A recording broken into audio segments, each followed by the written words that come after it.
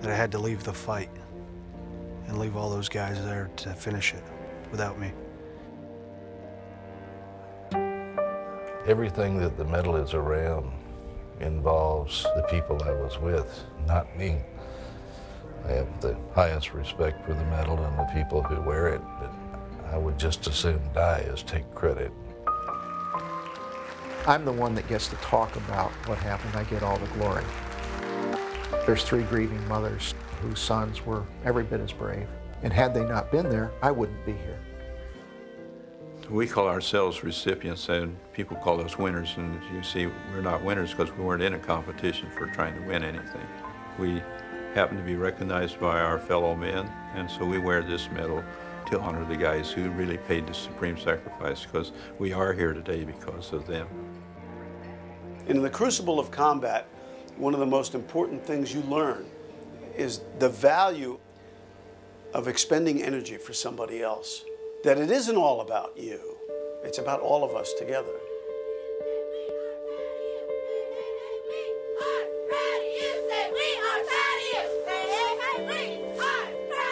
You know, Emerson said that all heroes must at last be bores. I mean, for God's sakes, you can only have so many parties, you can only be honored so much. And so we decided we want to leave something behind. We stayed close to those around us. We remembered what's important. It's important to remember what you've lost, but it's important to remember what you have. That's what I wear this for. Every Medal of Honor recipient has met in his life someone who inspired him in his lifetime to be what he turned out to be. That's our goal. That's all we got left. Time for us to get out and give what we've learned through our life to these kids. It's not my story. It's our story. It's our story as a country. We are showing to the people that really matter, the kids of this land, that you too are just like us. That each person they meet has the potential to change the world. There's a platform we were given when we were given the ribbon of blue. Let's use it to honor others. The Medal of Honor is not often given when things went well on a battlefield. It tends to come at a price, and heroes are often revealed. Some say I'm a hero, but it doesn't make sense because I got to come home.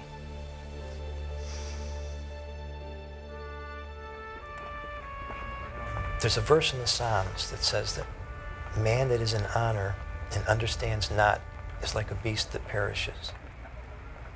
And I've come to understand that what this medal represents is it's not about me, but it's about men and women who value something so strongly that they'd be willing to die for it.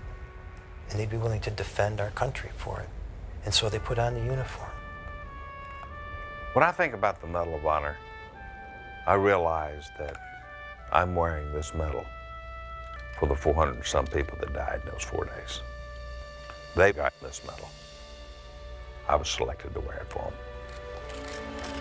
Being a Medal of Honor recipient is something that you would never even dream of. There's a great sense of comfort, too, knowing that you're now a member of a band of brothers that you never hear the word hate amongst them. You killed the enemy because of the love you had for the man next to you. You knew their lives. You knew their family. You knew how brave they were just getting where they are. So the most powerful emotion on earth is love. We have to remind ourselves that and then convey that to the next generation. 8 of my brothers fought for a place we had called home. And more importantly, they fought for their comrades. And in the end, they gave their lives in that defense. I will wear it with dignity and humility in their honor, and carry each of them in my heart for the rest of my life.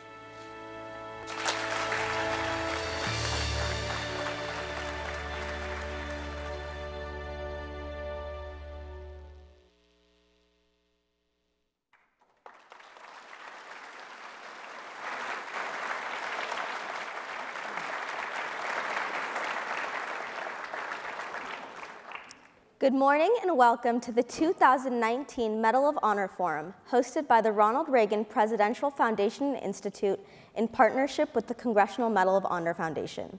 My name is Natanya Koshi. I'm a junior at Royal High School where I participate in the Air Force Junior ROTC program. I'm also an alumni of the Ronald Reagan Student Leadership Program. At this time, I ask that you please stand and remove your hats as Royal High School's Distinguished Air Force Junior ROTC Honor Guard presents the colors.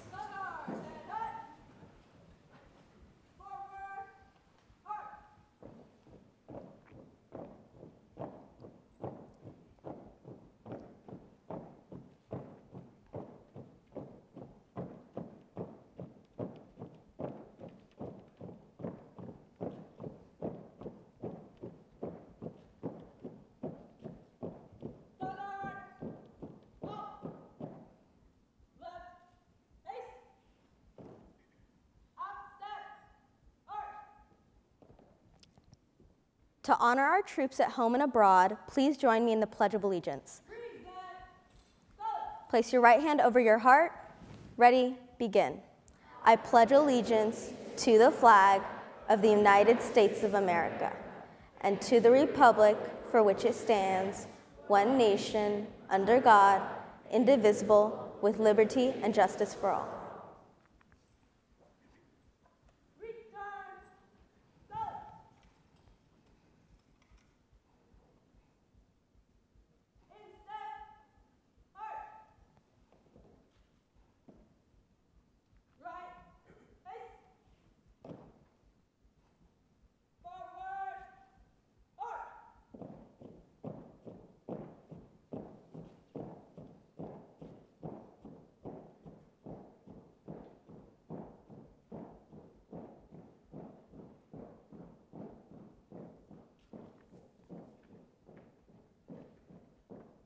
Thank you. You may now be seated.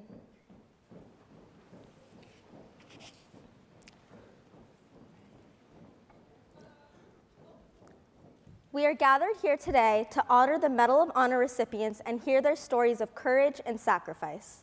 The Medal of Honor is the highest military honor awarded in the United States of America. It is awarded to recognize U.S. military service members who have distinguished themselves by acts of valor and sacrifice. Only 3,522 military personnel have received the award since it was established during the Civil War, and less than 100 recipients are living today. I'm honored to introduce our panel of 3 Medal of Honor recipients.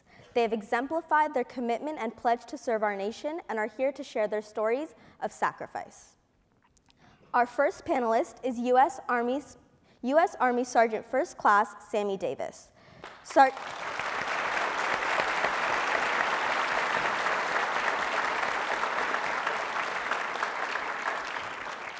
Sergeant Davis was awarded the Medal of Honor in November of 1968 for his heroic actions in Vietnam. You might recognize his Medal of Honor ceremony from the movie Forrest Gump. Our second panelist is U.S. Army Combat Medic Jim McCluen. Mr.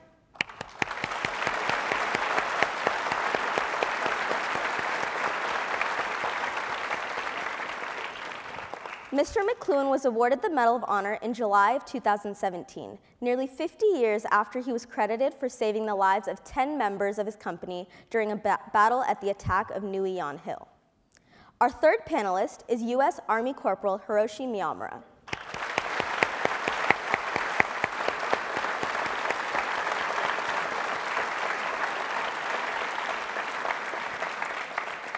Awarded the Medal of Honor in October of 1953, Corporal Miyamura was held by the North Koreans as a prisoner of war for 28 months. Finally, I would like to introduce our moderator, Chief Learning Officer at the Ronald Reagan Presidential Foundation and Institute, Mr. Anthony Penne.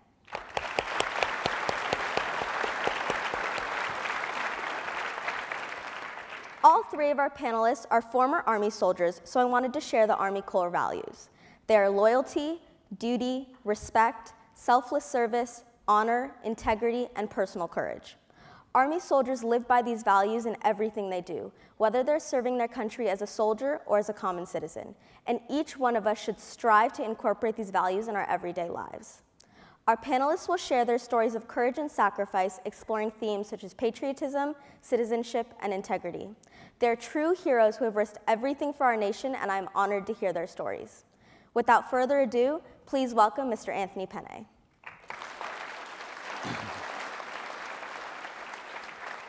Excellent. Thank you so much, Natanya, and I want to just one more round of applause for the Royal High School Junior ROTC. Thank you very much.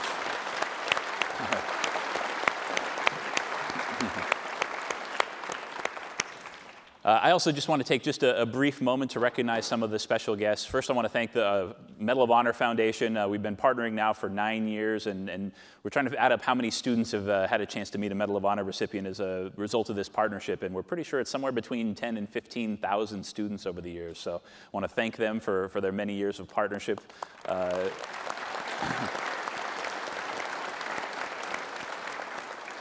And I also want to recognize the family members of our recipients who are here on stage today. I know we have a couple of family members who've traveled from far away, so thank you so much for making the trip out to support your loved one.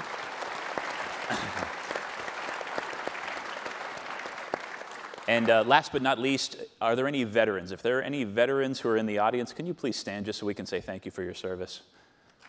Cool.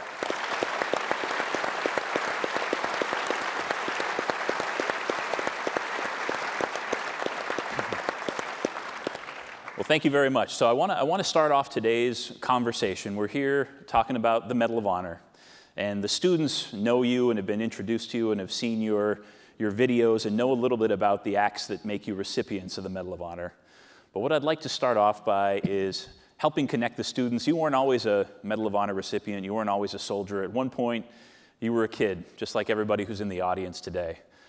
So what I'd love to hear a little bit about is, could you tell us a story when you were a kid? Where do those core values that kind of carried with you through your service, through the rest of your life, where did those come from? Was that from a family member? Was there an incident that stands out in your mind from when you were young? Maybe we'll start on the far side of the stage there with Sammy. Does something come to mind? Well, my father was in World War II.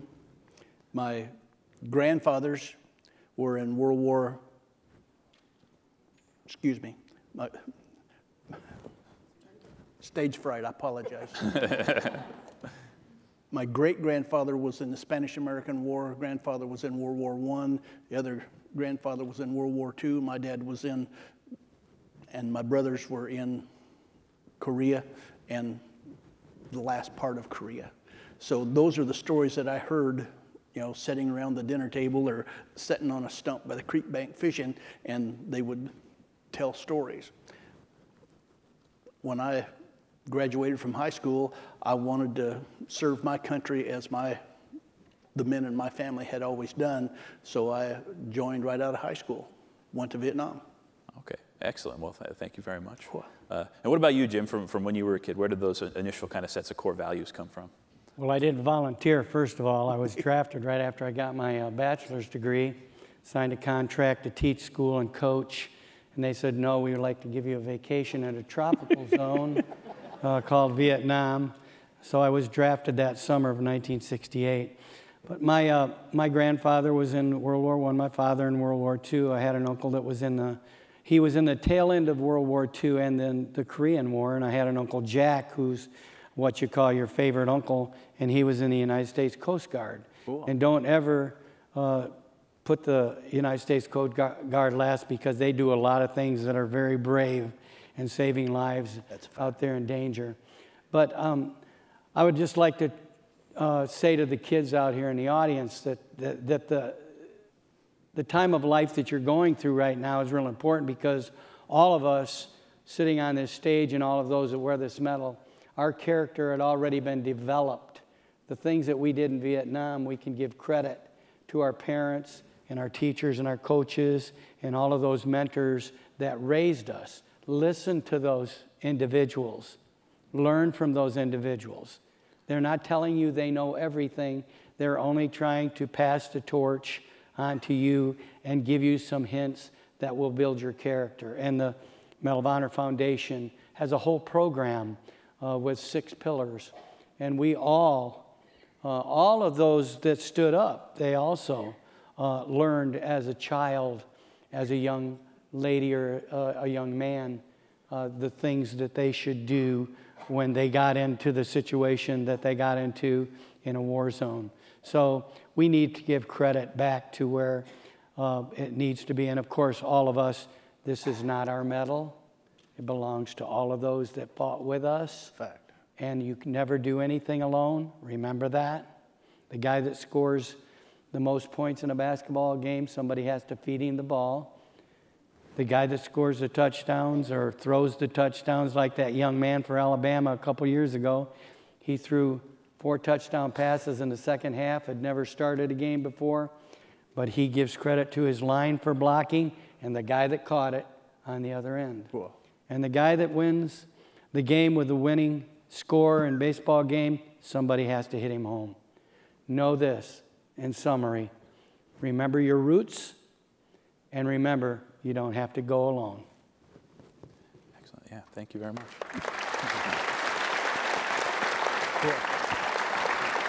I would at this time like to tell you about my experiences in America growing up in Gallup, New Mexico, where I was born.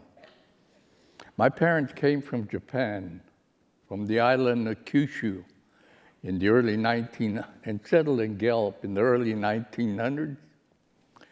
And for some reason or another, I found out that my aunt had come here before my parents. And I found out that my dad had come to America when he was a young boy. He learned where his sister was, and he came to visit her. And at that time, she was running a boarding house in one of the 5 coal mining camps near Gallup. And he liked what he saw, so he went back to Japan, planned on marrying and then bringing his family to America, which he eventually did around 1920, about 20. I never heard much about Japan from him or my mother because he broke all ties with the people back home when he left Japan. We grew up, there were eventually seven of us born in Gallup and around Gallup, and we never knew anything about where my folks came from because he never talked about it.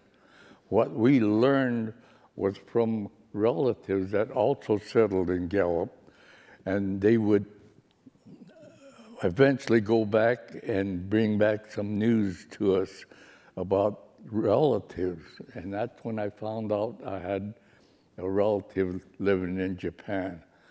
But in those days, Gallup was a coal mining town because the Santa Fe Railroad ran right through Gallup. And it was the locomotives burned a lot of coal. So they employed people, men from all over the world. I grew up among these offspring of the miners. We all thought we were Americans. I just never knew I was anything but an American. But it was a rude awakening for me in 1941 when Japan bombed Pearl Harbor. That is when our government did not know the Japanese Americans that had settled up in America because they all, 99% of them, stayed on the West Coast, California, all the way up to the state of Washington. And they stayed among themselves. But only the people in their particular town would know anything about them. Our government didn't know anything about us. We were the minority of the minorities. So when the war broke out, our government didn't know what to do with us. That is why they interned 120,000 of them. But I learned all this many years later. At that time, I didn't know anything about the people on the West Coast. But I grew up thinking, like I said, as an American. We youngsters tried to volunteer for service in 1941. And that is when I had a rude awakening. They said, you cannot volunteer for service. You're classified as 4C. That's enemy alien. And I just couldn't understand that. That was the first time I ever heard that word, enemy alien. Said, you're going to have to wait. And you cannot volunteer for the service or be drafted or anything. You just have to stay out of it. But because of a battalion of young men in the state of Hawaii, which was not a state at that time, the Japanese were the majority in Hawaii at that time. The young men that went to the high school and graduated from the University of Hawaii wanted to prove to our government that we were loyal American citizens. So they allowed us to form a battalion of these young men. They were sent to Camp McCoy, Wisconsin, underwent months of training because our government really didn't know what to do with this battalion. But eventually, they were sent to the European theater, and they distinguished themselves in battle. So the commanding officer said to the government, U.S. government, that we need more of these young men. Our government, in turn, reversed her decision and reclassified us back to 4A1. So we were allowed to be drafted or volunteer, and they asked for volunteers. That is when they formed the 442nd Regimental Combat Team, made up mainly of Japanese Americans born in America. And they also distinguished themselves. I got my call in 44, January 44. And I'll just leave it at that for now. Okay. Let's, yeah. Cool.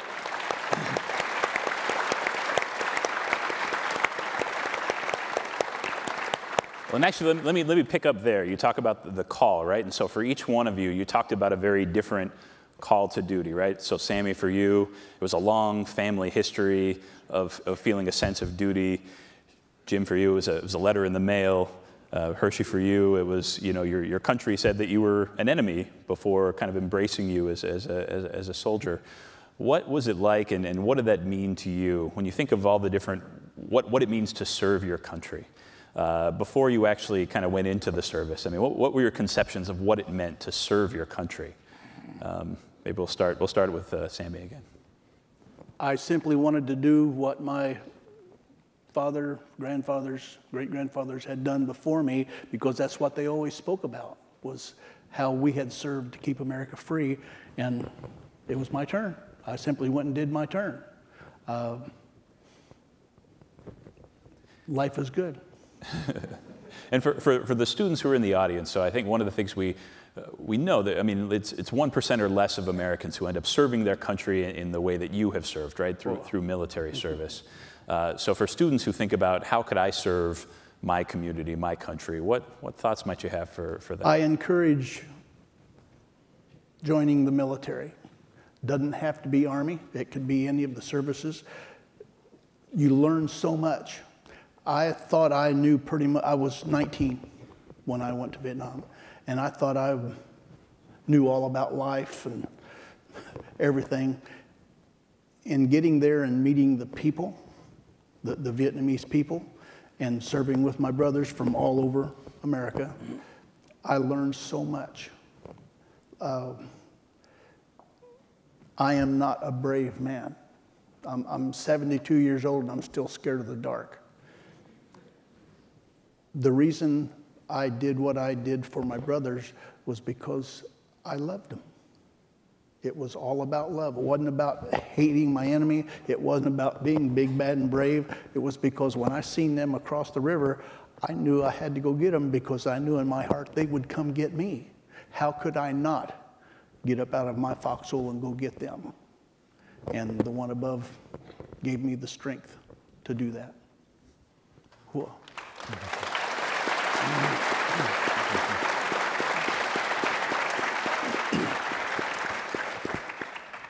And Jim, it was a little bit different for you, right? You were compelled to serve. Different. Yeah.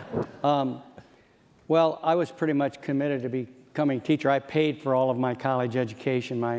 I come from a meek background, and I had 2 brothers, and my parents felt that if they couldn't pay for all of us, they couldn't pay for just 1 or 2 of us. And so every dime that I earned went to my education, and I was ready to be a teacher and a coach. The administration at the school where I did come back and teach for 38 years went before the board and said, you know, if you take Jim, we're already 7 teachers short, and this was in July. I was inducted the 29th of August, and they said, we'll be 8 teachers short, and we will not be able to replace him in his coaching positions. Well, they said they didn't care, and they drafted me. Now, the draft at that particular time, you know, it was a World War II thing. So I had heard about the draft, but I never thought I'd be a part of the draft. So what I had to do at that point, and one of the pillars in the program is commitment, I had to change my attitude about where I was going at that particular time. And my father taught me as a young boy that you never do anything halfway, do it to the best of your ability, and you do it until a job is through. So I redirected my thoughts from being a teacher and a coach and to being the best soldier that I could be. And then once I took my medical training, being the best medic that I could be. And it was very unusual for me to get that job. I called it a positive job in a negative situation. I could save lives.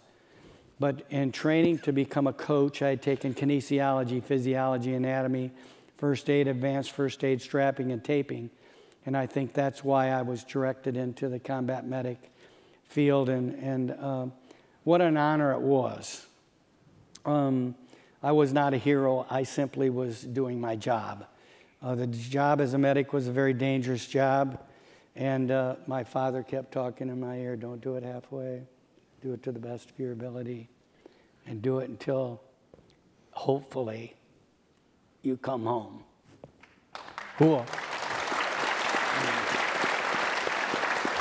If it were not for combat medic, I would not be here today. Thank you, brother. Mm-hmm. Yeah. Thank you. Well, then, and Hershey, let's kind of pick up your story where you left off, which was. Well, you know, after taking my first basic training, when I was inducted and I was sent to Camp Belen in Florida.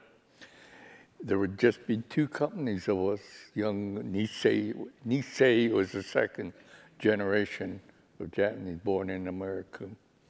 We had to clean up the camp before we could even begin training. But after 17 weeks of training, they sent us to Camp Shelby, Mississippi. I never heard or knew about the 442nd. And that's what I was told. I was going to Mississippi and join the 442nd Regiment that is ready to go overseas. So after 17 weeks, we were reported to the headquarters at Camp Shelby, Mississippi, and assigned it to different companies of the battalion, regiment, and I was told to be ready to go in about a week because we're going overseas. And when that day came, we boarded the train. We were all aboard the train and it was ready to pull out, and 7 of us were called off the train. And we're told we're not going with the troops. And we said, why? And they said, the government that passed the law, you had to be 19 to go overseas. And I was just 18 at the time. Wow. So the train pulled out and left us 7 there. Well, a new group were just beginning their training. And we were reassigned again. And this time I was assigned to the 100th Battalion, the Hawaiian battalion that went to Europe and suffered so many casualties that I was assigned to a heavy weapons company. To be exact, I became a machine gunner, heavy machine gun. And we took about 13 weeks that training and went on a furlough. And then we boarded the train. This time I made it as far as Fort Meade, Maryland. And we underwent some more training. And by the time we were ready to leave, we were given a physical. And during that physical, an officer that was examining me said, "You have a hernia. Does it bother you?" A hernia? I didn't even know what a hernia was, but I said, "It doesn't bother me." He said, "Well, we're going to get you fixed up. You report back to Camp Shelby, Mississippi," which I had to do. I reported to the hospital, had my operation and all. And by that time, the group had just finished basic training, so I joined them. This time, I made it all the way to Fort Meade again, and then eventually boarded a ship there in Norfolk, Virginia. Wow. 5 days out of Norfolk, Virginia, the war ended. And they said, "Well, I think we're going to join the 442nd Regiment, which is processing POWs in the northern part of Italy. We have to join them there." So we eventually did. And then they told us we're going to undergo basic training for the South Pacific. We began the training, but it soon ended because the war in the Pacific ended. So we were told we're to guard military installations and prisoners of war. And that's what we did. Eventually came home with the colors. I was very fortunate that we brought home the regimental colors. And that is when I heard so much on the ship coming home. Heard so much from some of the young men that I trained with, what they went through, what the regiment had suffered, but also that they were one of the most decorated units of its size. And suffered, well, that was called the Purple Heart Battalion because they suffered so many injuries and all. But anyway, we were told to, after a tremendous greeting in New York City under a lot of tons of confetti, we were told we're to get ready to go to Washington, D.C. and march in review for President Truman, which we eventually did in the rain. And he presented the unit with another presidential citation. We were discharged there in Fort Meade, Maryland. And because our group did not see combat, they asked if we would like to join the Army Reserve. And most of us did, for 3 years. We went home. I went to school for a year. And then eventually married my wife that I'd met earlier. And I had a mechanical background, and my cousin that taught me auto mechanics was opening his own garage and asked me to help him. So I did. I thought I could go back to school later on. And as time went by, I was making very good wages. So when the officer came around in 1949, he asked if I would like to re-enlist for another 3 years. And I said, yes, I would. It's not that I was trying to get away from the wife or anything like that. It's just that I wanted to try something different. But anyway, I'll leave it at that. Okay. Oh, fantastic. That's a good place. Cool. I love it. I love it. So I want to pick up. I could ask you. Excuse me. Yes. I did learn from them that we had to prove ourselves. We could not call ourselves Americans until we shed blood defending America. And that's the foundation of America. Every group that ever settled in America, as a group, had to shed their blood to prove their loyalty. Had to prove themselves. And we were no exception. So that was our goal. We had to prove ourselves. To prove yourself, yeah. Well, I want to pick up on something that Sammy mentioned a little bit earlier, and I think from the perspective of the students, they hear the stories and they hear the situations that you were in as soldiers, and they hear and they think about the overwhelming odds, thousands of enemy soldiers versus this very small unit, or kind of a lone man defending a hill. And the first thing I think of is just how afraid and how fearful I would be. But you talked about love, and so in some ways there's this contrast between fear and love, and which one wins out. And so I was wondering if you could talk a little bit about that and how that plays out in your experience and in your mind. I was terribly frightened. I kept asking the man above to give me the strength and the courage to continue. Says, I just want to do my job, sir. I wasn't doing this openly. I was doing it in my heart and my mind. And I just kept praying to give me the strength to do my job. There were only 42 of us, there was 1,500 of the enemy.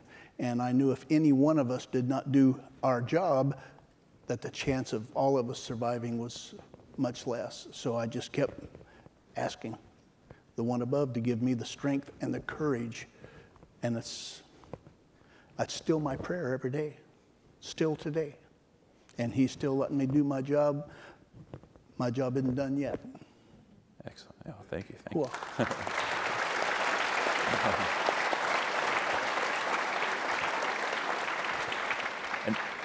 And Jim, what about for you? I mean, as a medic, on the battlefield, I mean, you have an incredibly frightening job, right? Where if somebody gets hit, you have to go to where the action is and work to save their life in really incredibly intense circumstances.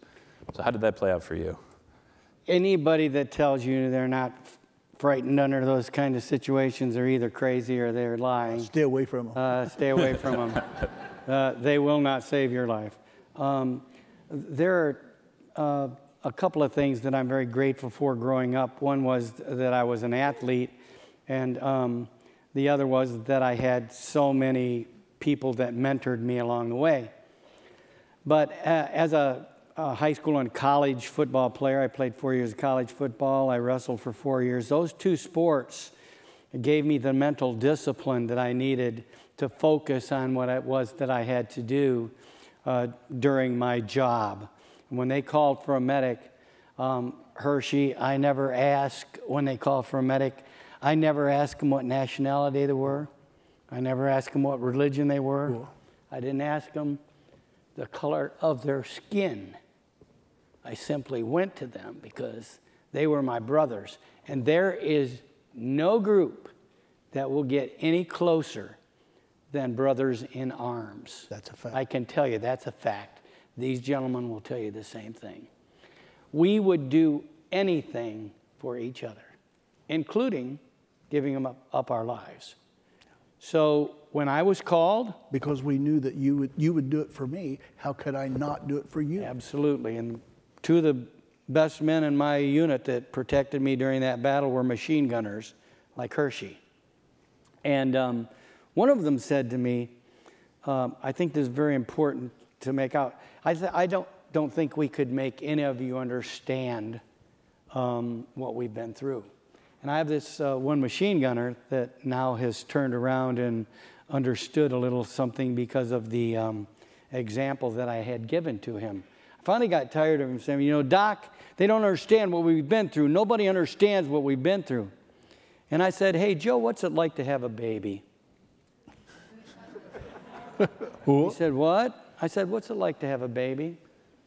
I don't know. I said, of course you don't. You've never had a baby, Joe. And these people have never been in your boots. Many of them have never been in your boots. So don't expect them to understand totally what you've been through. But that's why we gather together. We don't gather together into our units and have reunions because we want to talk about the war. We don't get together because we're in uniform and we're better than anybody else. It's the furthest thing from that. We get together because we know what we've been through together. Brothers. Brothers forever. And again, the men and the women that I met, some of the finest nurses that I met, who have given their service to this country, do it out of love. That's what this medal is all about for me. It's 89 men that their love was so deep within their soul that you can't even measure it. Cool.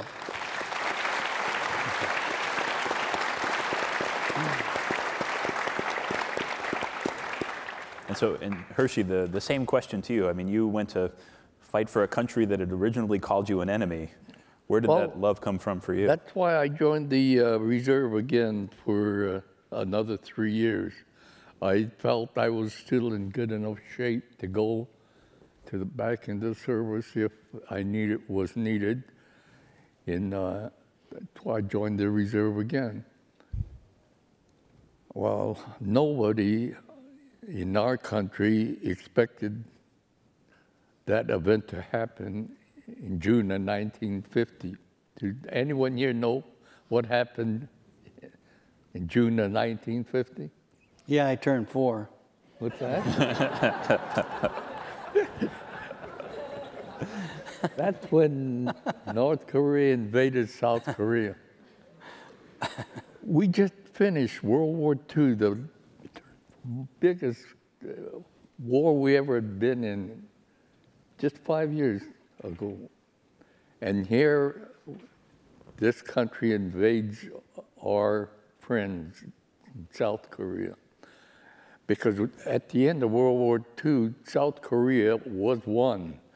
But at the end of the war, they divided South Korea in the North and South. And there was created the 30th parallel.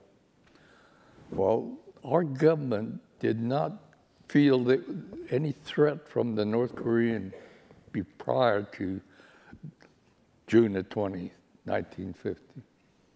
That's why our troops that were stationed in the South Pacific were not equipped with any weapons to go into combat. The troops also in South Korea were not trained to fight in combat because they didn't even have the weapons. And that was so easy for them to overrun our troops in 1950 because they were using Russian-built military equipment as well as technical advisors. And they just ran through our troops at that 30th parallel and then further south. General MacArthur made such a strategic move in cutting off their supply route that eventually reversed the tide of war then. But I'm getting off the subject again. But going back, when I joined, got my call, 9 weeks later, I was finished 9 weeks of what they called refresher training in Fort Hood, Texas, and then immediately sent to Korea via Japan. Because of my military service number, I was a heavy machine gun operator. And I joined the unit, which was one of the most decorated and famous units in our Army's history, the 7th Regiment of the 3rd Division. Their history goes all the way back to the Indian Wars. But anyway, I didn't know all this at that time. But when I arrived there, and I was always in a segregated unit. Now I'm in a non-segregated unit. And the first person I meet was a young man from, I was 24 at the time when I went to Korea. He was 18, he was already a sergeant. And he's from Boston, his name was Joe Anello. And we became very good friends. And he told me all about the unit, and eventually I became a squad leader in the same platoon with Joe Anello. He was the first squad leader of the first squad. I became the machine gun squad leader of the second squad. Anyway, that is when we had to train to fill our ranks in the company. We were so undermanned that they drafted South Korean young men off of the streets, and they sent them to us. And we had to train them to shoot and load a weapon in just a month's time, which we eventually did.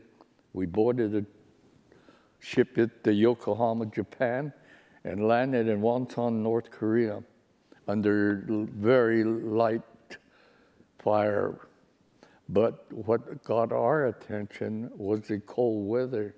There was snow on the ground. We were not equipped or dressed for that kind of weather. You didn't see that in Texas? We didn't have, we didn't even have a parka to keep warm. Wow. We were in fatigues. I can't believe that they trained you in Texas to send you to Korea. We have to get off of this ship, warm ship, into that. Well, eventually, we fought against the North Koreans up until way 30, 40 miles past the 30th parallel. But then we practically annihilated their units. I was one of the troops that made it up to the Yellow River, which was the boundary, the border between North Korea and South Mongolia. But I was given the orders not to fire on them. Through that Yellow River, which was frozen at that time, this was in the latter part of October 1950. And it happened to be the coldest year recorded in their history. Wow. 40 to 50 below zero. And we were not, I don't know how we all survived that cold weather, but we did have too many cases of frostbite. And so many that the commanding officer said, the next soldier that comes in with frostbite is going to get court-martialed. That's how many cases of frostbite there were. I just automatically kept my feet moving in my boots, even though they were soaking wet. I kept them moving, so I never did get frostbitten. But the people that did not move their toes got frostbite. And so anyway, eventually we were given the orders to withdraw from North Korea. The 10th Corps was leaving. But before we left, we didn't know, because I was up to the Yellow River, and through my binoculars, I could see thousands of Chinese troops here. But I was given the order, don't fire on them, because we were told that they're not going to cross that river. MacArthur said, China will not cross that river. 3 divisions of those troops already attacked the Chosin Reservoir and almost annihilated the Marine Brigade and 7th Division. Part of our unit was rear guard, and we suffered heavy casualties. And because of the weather, the enemy could not advance anymore, and so we were given the order to pull out of North Korea. So we evacuated North Korea.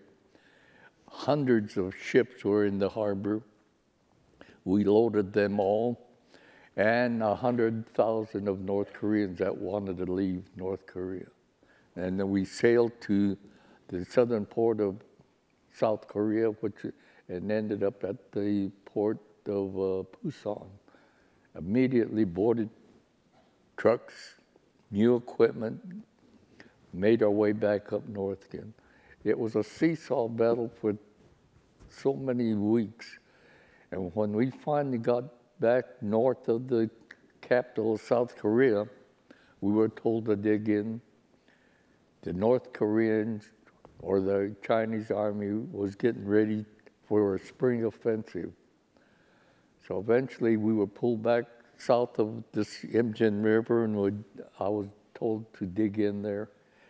And on the night of April 24th, 1951, they hit my position. As a machine gunner, I had 12 men plus 4 riflemen that were assigned to my squad that day before we were attacked. You know, I grew up as a young boy learning about God when I was just 11, not even younger, 9, because I learned it from a missionary that came from Phoenix.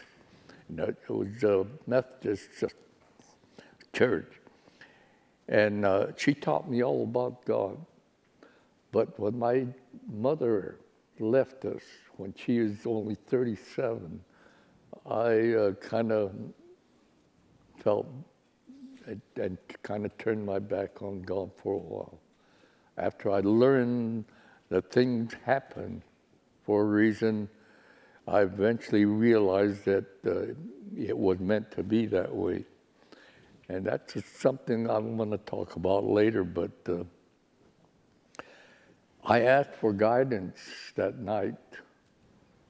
And everything that happened after that, I felt I was not in control. It was somebody helping. I didn't realize it at the time. It took me many years later to realize that's what happened. But I'll get into that again later. Thank you. Cool.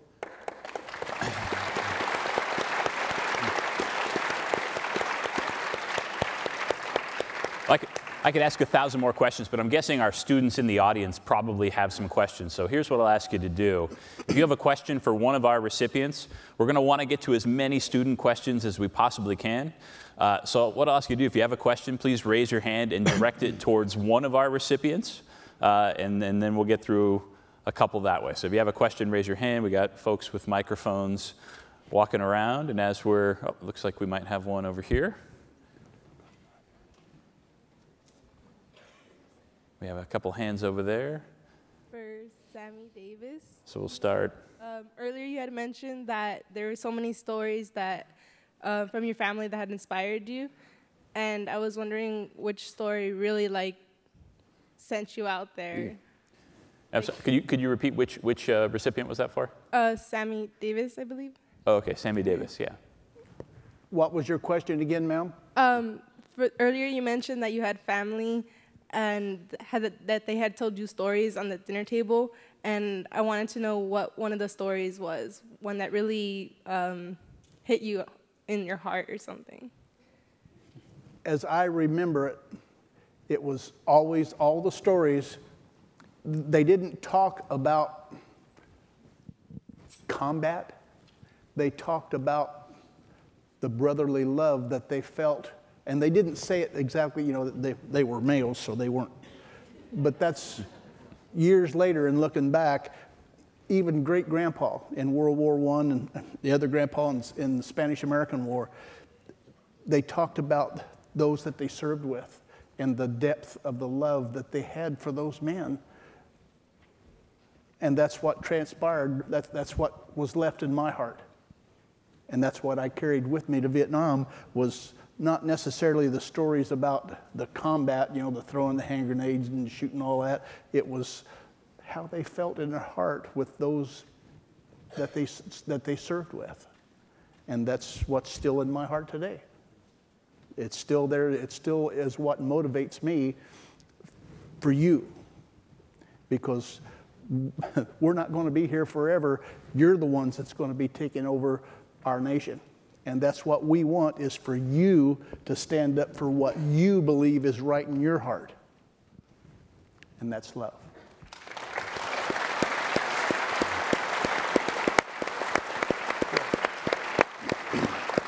Excellent. I think we'll get a question here, and then we'll go up there next.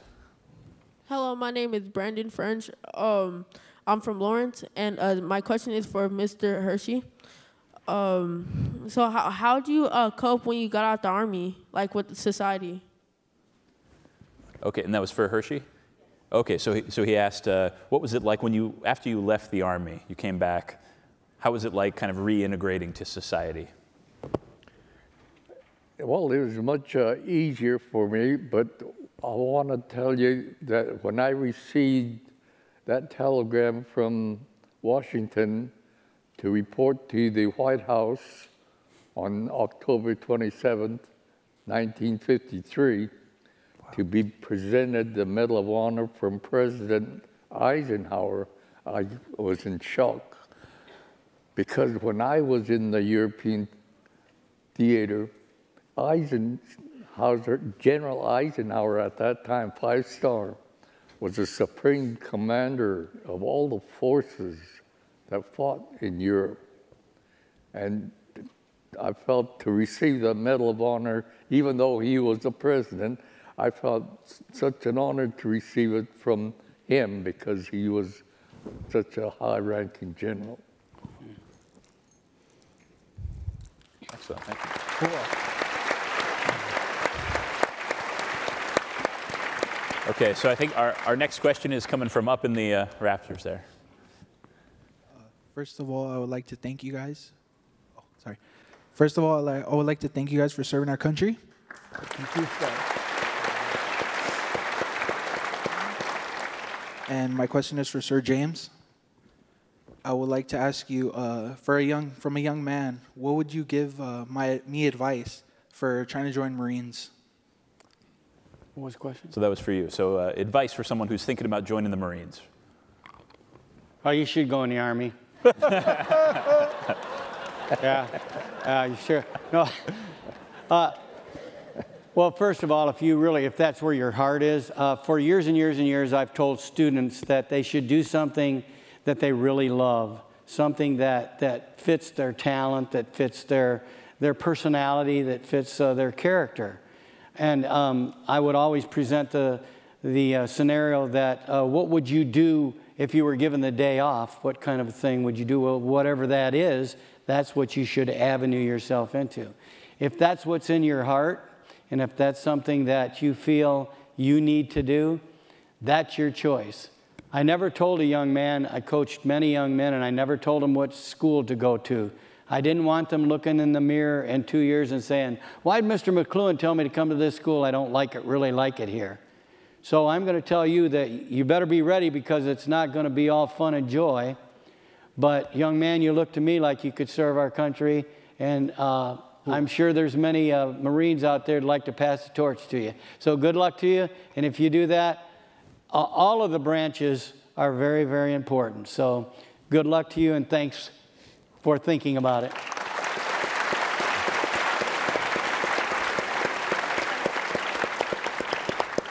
Okay, so we got one right here in the middle, and then we'll go next there.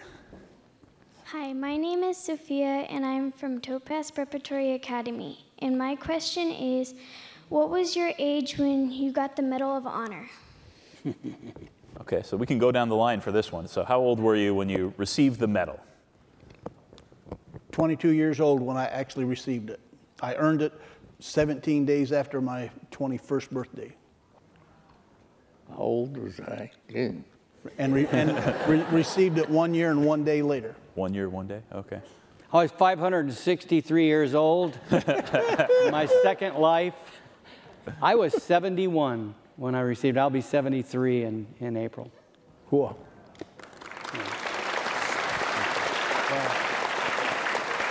And I was 27 when I received my Medal of Honor. I was a POW for almost 3 years, a little over 2.5 years. 27. And I learned so much about myself as well as how young people should believe in, what they should believe in, and understand that events happen in their lives that they have no control over, all from being a POW. I realized that because I saw it with my own eyes, young men that refused to eat their food that was given to them when they eventually got the food could and would not try to eat it. And I told them, if you don't eat this food, you're not going to make this march. And we lost 6 of them on our march. Wow. So I eventually learned that if you give up, then there's no hope. But as long as you keep trying, there is hope that you will succeed. You don't lose till you quit trying. Succeed. But just keep in mind, once you give up, then there's no hope you're going to succeed. And like I said before, events are going to happen in your life. You won't understand why it happened that way. And eventually you will find out why it happened that way, and it will usually be for the better. So don't worry about things that you have no control over. All it's going to do is make you sick. So take care of your body while you're young, and it's going to take care of you when you're older. Cool. It's just like a car. If you maintain it well, it's going to serve you well. But if you don't maintain it, it's not going to serve you well. It's going to break down. So those are the things I learned as a POW. And I felt that because of what I went through, it was my mission to talk to especially military young men and women that are serving our country today. And our units, the military today, is so different from when, in my days, these military young men and women are dedicated. They're patriotic. So we've got the best people in our services today. And we're very fortunate for that. Thank you.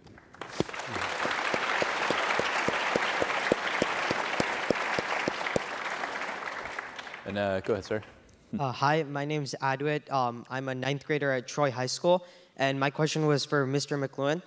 I was wondering, how did you feel when you found out that instead of being a teacher, which was the profession you trained for from going to college, you were instead going into the armed forces? How did I feel when? Yes. So when you had trained to go into teaching, you were going to serve that way, but then you took a quick right turn and went into the service. So how did that make you feel? Well, of course, my family had served through the years, and I was proud to be an American. And so if I was going to be called upon, I didn't go to Canada and turn my back on anything, but I was okay with it. Like, as I said earlier, I just had to change my line of thinking. You know, attitude is the father of the action. I think that's a great definition for attitude. What a man thinketh, so he doeth. That's biblical. And so you should be very careful how you talk to yourself. That's the way I referred to it when I taught psychology, is that our thinking is really talking to ourselves. So you should be very careful how you talk to yourself, because what you think, you will do. Criminals have been, it's been discovered that they thought about what they were going to do for a long time, and then they did it. They committed this crime. If you think along the positive lines, what can you do to serve your country? And it doesn't matter whether you go into the military or whether you go into some civilian job or career. You serve your country in that way. You take the talent that God has given you. Sir. And you serve. That's why we're put on this good earth, so we can serve others. Cool. Yeah. Thank you. Okay, we're going to go. We have one down here, and then up there next, and then over there. My name is Helena, and I'm at Lawrence Middle School. My question is for Sammy Davis. When you were awarded the Medal of Honor at the White House, how did you feel? It's a great question. That's an excellent question. I was so frightened, I thought I was going to fall down. In fact, my mama told me as soon as the ceremony was over, she walked up and she said, "Sammy Lee, your legs were shaking so bad I thought you was going to fall down." I said, "Well, Mama, I thought I was going to fall down too." I had received all kind of training on what to do in the military. I had never received any training on how to go to the White House and stand before the president and receive the Medal of Honor. And I was totally frightened.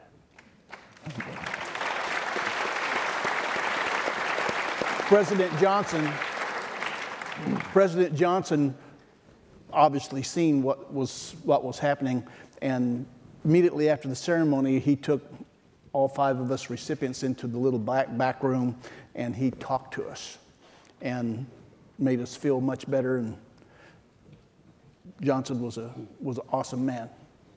I've heard this man say several times about his fear.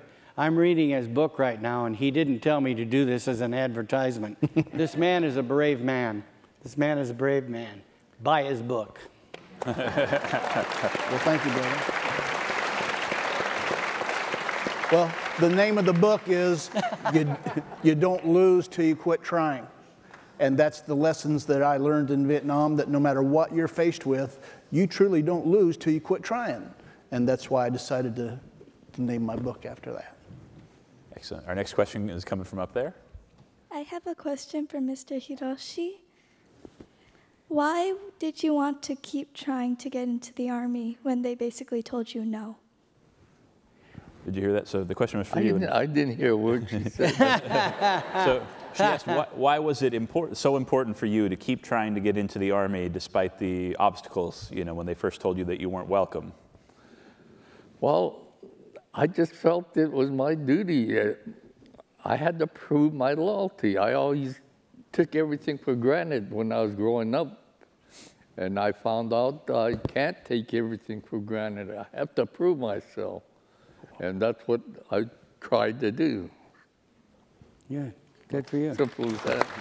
Cool.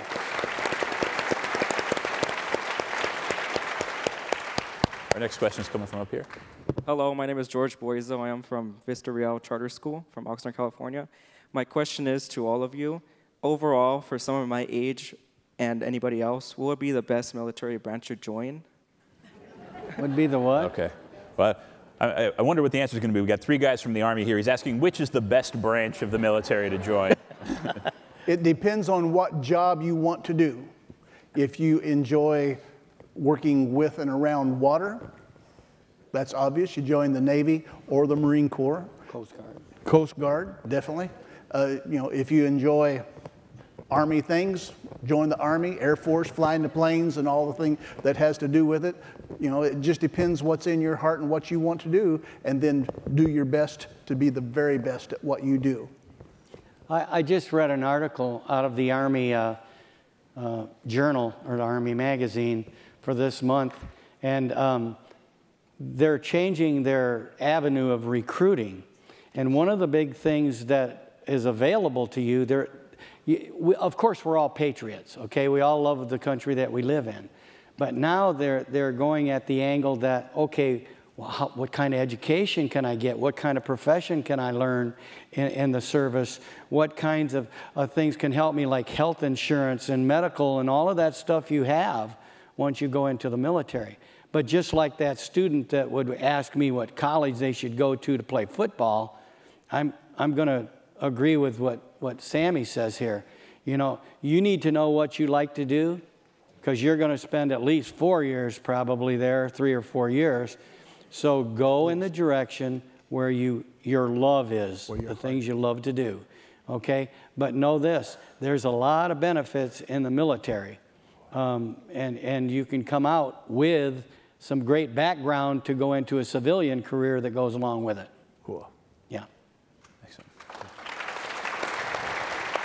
Well, my advice is for those that would like to have a nice place to sleep every night, join the Air Force or the Navy. Yeah.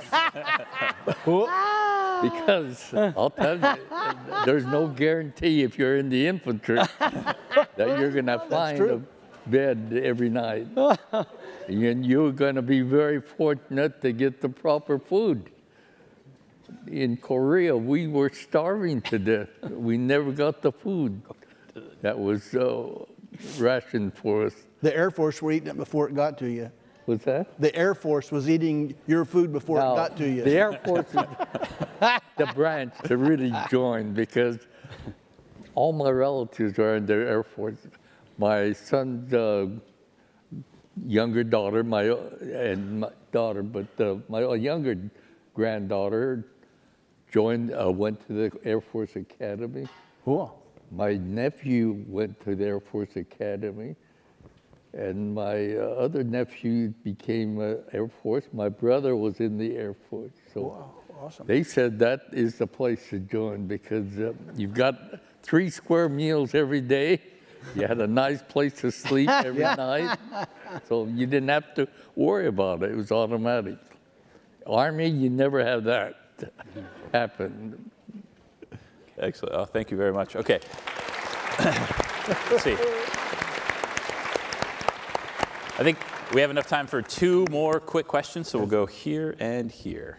And sorry, I know there's other ones, but we'll get to we got time for 2 more. Hi, my name is Caitlin Okino, and I am from Topaz Preparatory Academy. My question goes to all 3 of them. How did your life change after you received the Medal of Honor, like with your family and with your friends? So after receiving the medal, the family, friends, were you treated differently? How did my life change? Because I received it when I was such a young man. If I had not received the Medal of Honor, I would have probably grown up to be a horse thief or something. But having the Medal of Honor, because I know what the Medal of Honor is about, it always made me want to try to do better, be better. And that's still today. You have to behave. Yes, you got to behave. You got to be good, because I would never want to cause any dishonor to my brothers. And so it makes me a better person. You're right.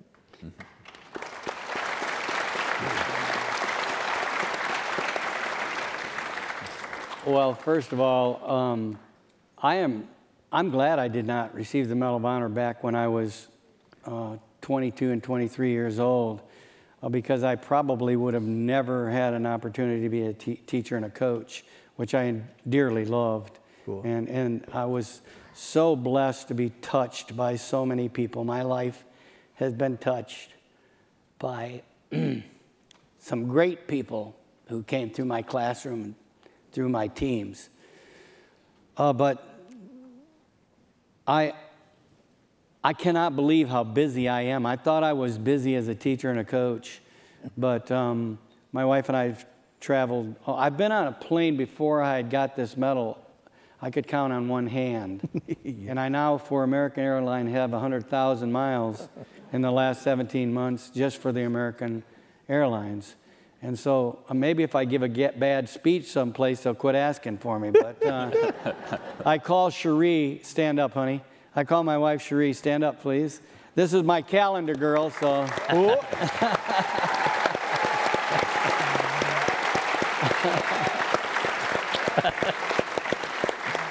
I did that for Valentine's Day. I've got one merit going already.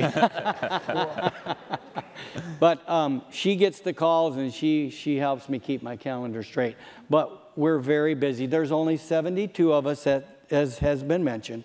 So it does put a little strain on those who do these kinds of things. Only about 40 recipients are really physically able to do that. Yes. But I am honored to be on the same stage with these 2 gentlemen right here. And I hope that you appreciate the history lesson that you're getting not from a book, but from the man to my right. When and I I'm grow up, I wondering want to be like Hershey. when his granddaughter is probably hearing some of these things for the first time. Am I right? I've been watching you, and she's listening to her grandfather. Stand up. She's listening to her grandfather.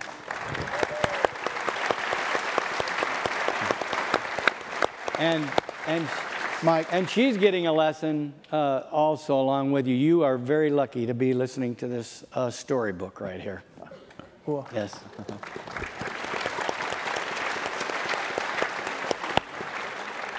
You know, when I first heard that, well, let me tell you how I heard it. As I told you earlier, I was a POW.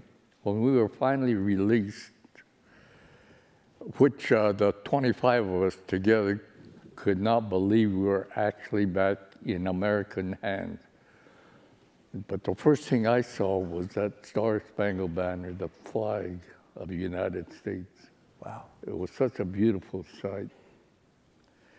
And it takes me back to when I told I received the Medal of Honor from a general. And he said, do you know why you're here? And I said, no, sir. He said, because of the actions on the night of 24th April 1950, you received the 51, you received the Medal of Honor. And all I remember very vividly, like as if it were today, I said, what? I couldn't believe what he was saying. I felt I was just doing my duty. And then again, when President Eisenhower, I got the telegram to report there to receive the medal from him. There was another really shock because I didn't ever expect to receive the Medal of Honor from a five-star general like President Eisenhower. It was such an honor. And then I thought about, because I had put the war behind me, when I got out of the POW camp, I decided I wanted to raise a family. I had no family, children at the time. We were married a year before I left, but we had no children. I wanted to start a family. I almost re-enlisted again, but I said no. Something told me I should go back to Gallup and start a family. I put the war out of my mind, and that is how I survived 25 years through forgetting about the medal or the war period. Eventually, I came to realize that I should tell people why I feel I received the Medal of Honor. And it's all because of what I said earlier, because of the guidance I was helped to make those decisions that won me the Medal of Honor. And I have never forgotten that. And I felt when I turned 60 that I needed to tell people, especially the young military people that during that time, about my experiences and why it's so important to learn from your elders and not let it just go into one year and right out the other, because it'll save you a lot of grief, excuse me, a lot of grief and worries in the long run. But and then I also wear the medal proudly because I know of so many cases. I wear it humbly because of the young men that never received the Medal of Honor for their action, because there was no one there to witness their action. And you have many of those young men. And I felt I have to be humble when I wear this medal because of them. Cool. Thank you.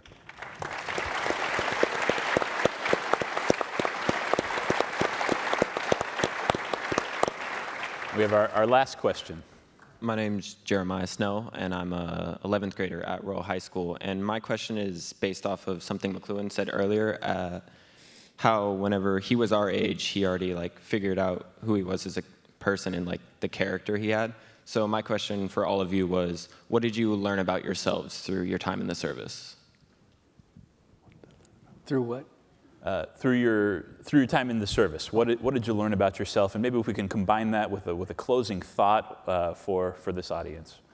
Truly, one of the most important things that I learned when I went into the military, Vietnam specifically, that, as I stated earlier, no matter what you're faced with in life, you don't lose till you quit trying. And when things happened like happened in Vietnam, that's the only thing that carried me through, was the fact that I knew in my heart that you don't lose till you quit trying. And I'm still there today.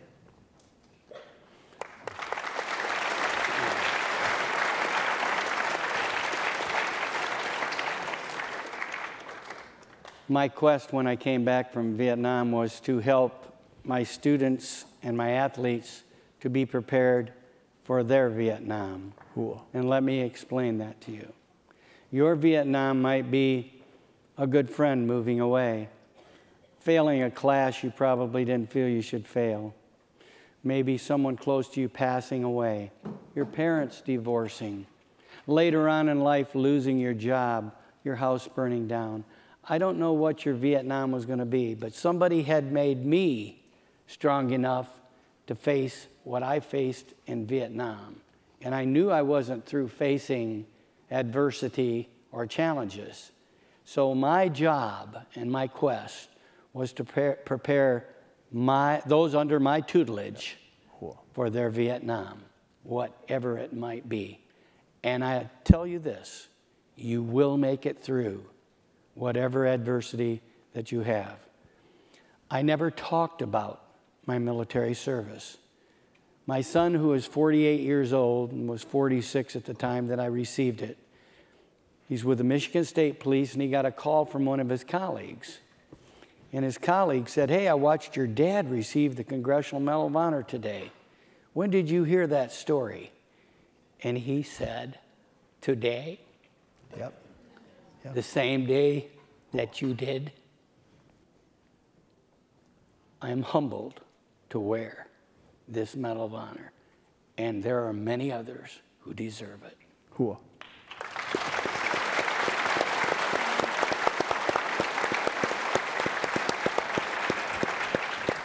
I would say that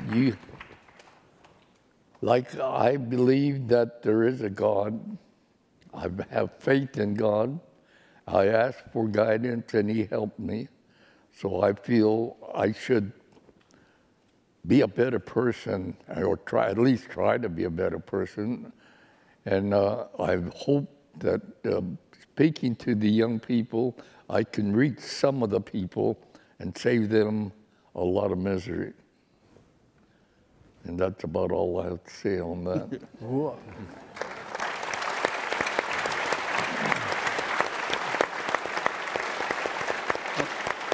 And it's not just for the young people. We're never too old to learn, and we're never too old to find out how we can face things and come out okay on the other side. Yeah. Oh.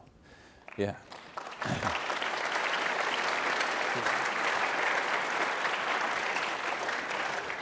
So I want to do a couple things here. First, I want to just wrap up today by saying thank you so much to our speakers for being here. President Reagan, one of his favorite sayings that I always connect with this event is, freedom is never more than one generation away from extinction. That's fact. It's fragile, and it needs to be protected and passed on from one generation to the next. And in your role as soldiers and in your role here today as teachers, you are both protecting and passing it on to this next generation. So thank you so much for everything that you've done. Thank you.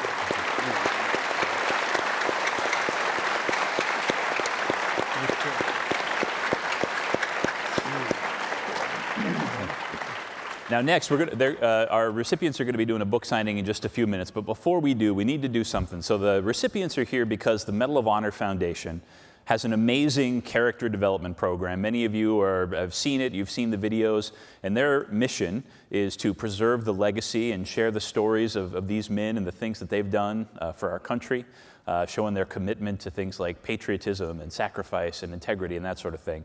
And the Congressional Medal of Honor Foundation has a big anniversary coming up. It's the 20th anniversary, or their 20th birthday. So here's what I'm going to do. First, I want to bring our Royal Junior ROTC kids up on the stage. We're going to take a photo with the recipients. And then when they get up here, I would like to ask the entire audience to join me. We're going to sing Happy Birthday to the Medal of Honor Foundation. So there's a singing component to today's activities. So if I could have you, once we get our Royal students up here, they're going to help me join in singing. If we could have our recipients stand up here. And we're going to sing Happy Birthday to the Medal of Honor Foundation. So who's got a good voice? Jim, I hear you have a good voice. I think Jim. Jim, maybe you could start us off and then we'll all join in. Happy birthday to you. Happy birthday to you. Happy birthday, Medal of Honor Foundation. Happy birthday to you. Excellent.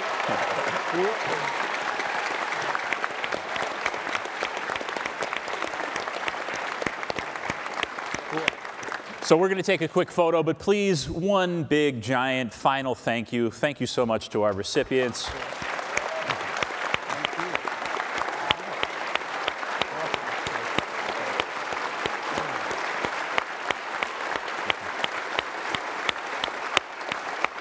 Definitely. Cool.